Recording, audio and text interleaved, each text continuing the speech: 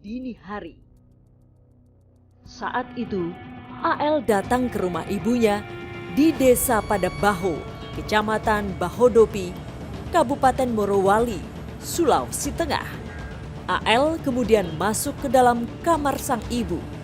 Selanjutnya, AL membekap ibunya yang sedang tidur dengan menggunakan selimut dan kain. Perbuatan durhaka ini dilakukan AL lantaran ia ingin menguasai perhiasan yang sedang dikenakan sang ibu. AL sempat melarikan diri, akhirnya diringkus polisi dan terpaksa dihadiahi timah panas karena berusaha melawan petugas. Si pelaku ini, inisial AL, menuju ke rumah orang tuanya di Desa Padabaho. Sampai di rumah orang tuanya, ternyata orang tuanya nggak ada di tempat. Sekitar jam 03 dini hari, yang bersangkutan ini ke rumah adiknya. Ke rumah adiknya yang tidak jauh dari rumah orang tuanya. Kemudian di rumah adiknya, sampai di rumah adiknya atas nama Asis ini, kemudian yang bersangkutan masuk untuk menemui orang tuanya karena ternyata orang tuanya ada di situ, tidur di rumah adiknya.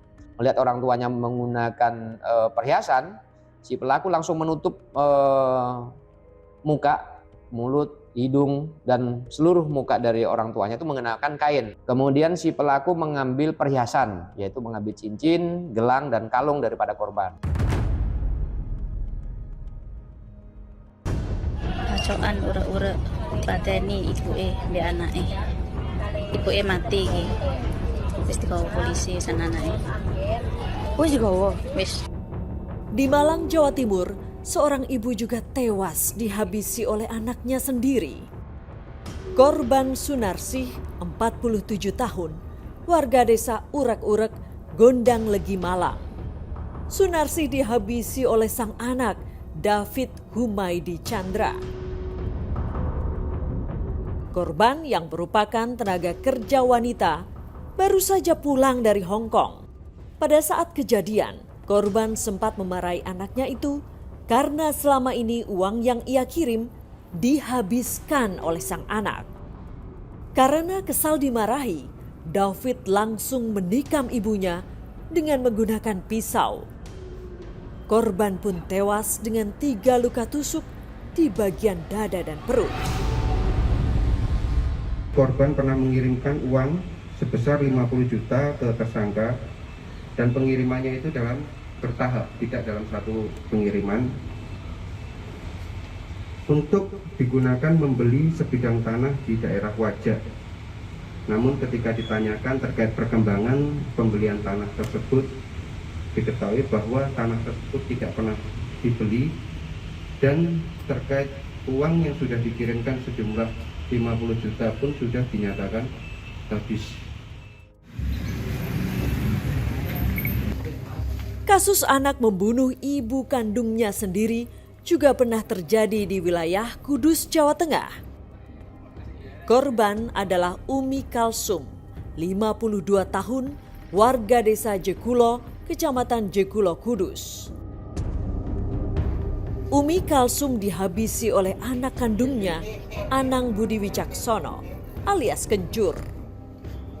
Dalam aksinya, pelaku menyayat tangan kiri korban. Hal ini dilakukan agar dikira sang ibu bunuh diri. Setelah dilakukan penyelidikan mendalam, polisi akhirnya menemukan bukti jika Umi Kalsum tewas akibat dibunuh. Pelaku beralasan menghabisi nyawa ibunya karena kesal sering dimarahi. Kok tega bunuh ibumu? Itu ibu yang melahirkan kamu kan? Ibu kandung nggak? Saya kecewa Pak, sering berantem terus di rumah Pak. Apa yang saya perbuat dan apa yang saya lakukan pasti nggak ada benarnya di mata orang tua saya. Ibumu pernah mukul kamu? Nggak pernah Pak. Tapi kata-katanya sering menyakiti perasaan saya Pak. Kata-katanya keras Pak. Waktu itu kakak membuat kopi, terus saya campurkan kalium CN itu ke dalam minuman masing-masing. Yang pertama dibawa ke rumah sakit, bapak